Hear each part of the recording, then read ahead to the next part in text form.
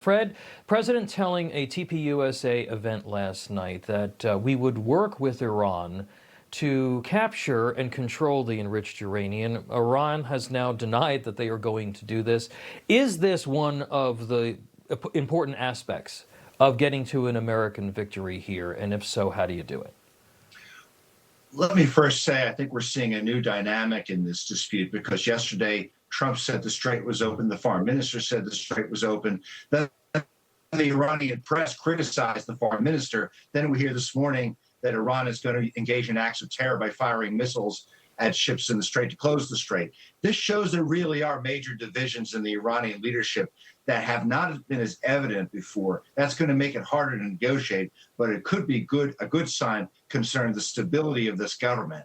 I've heard these statements on trying to acquire this enriched uranium, which is in a gaseous form buried under these buildings. I know the U.S. wants it back, but as an expert who's looked at this, I'm content to leave it buried there. I know we bombed the heck out of it. It's under satellite surveillance. If we get the Iranians to give it back, that's fine. But for me, it's really not a sticking point.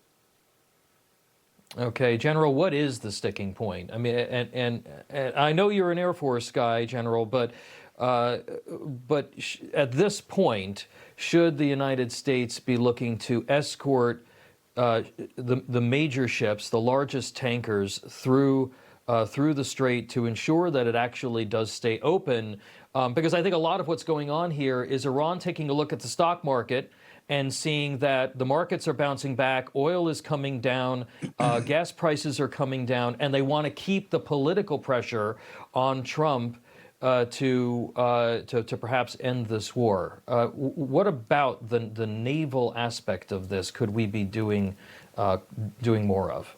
Yeah, so these are great questions. At the tactical level, you've got to manage that risk. And we are doing that with naval assets right now to make sure that there's not mining that we don't know about. They have their northern route in the Straits that the Iranians would prefer that we use because they want to get into tolling. They're not going to be able to do that because we blockaded them. But there's another agent in here that matters greatly. And it has nothing to do with, well, it's linked with Iran, and that is Lloyd's of London. They've got to write the insurance wrappers. They have never blocked shipping for warfare in their 337-year history. Scott Bessent did a marvelous job outlining how we're busting up this monopoly, but that's a big key to getting shipping going through at a time when this could spark famine. We're almost out of planting season time in Africa right now. Those farms feed European grocery stores. So it's very important. I think that we're on it. We'll get there. Doesn't seem to be a lot of fight left in Iran. And every day that goes by, the IRGC and what's left of the mullahs turns on each other.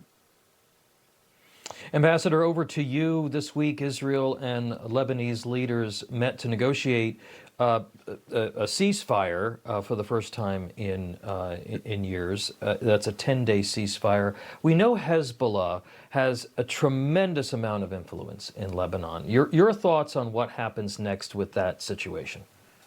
The most important thing now that we have a ceasefire is that the Lebanese government, and in the agreement on the ceasefire, which, by the way, is a temporary ceasefire, but still it's going to hold, I think, the U.S. government will play a direct role in the disarmament of Hezbollah, which is a responsibility of the Lebanese government. The problem is Hezbollah is the most powerful military force still to fight 2 defeats since 2024. And it's resisting disarmament. It also is isolated ever since Syria flipped. And there's a good chance that there will be at least partial disarmament and a pushback of Hezbollah above the Litani. Israel is also holding a buffer zone inside Lebanon. They're not required under this ceasefire to withdraw. So they also are holding a lot of good cards, too. Okay. And then, Fred, exit question to you. Where do you think we are a week from now? I think diplomatic talks with Iran will resume. It's clear that there's some disarray within the Iranian government.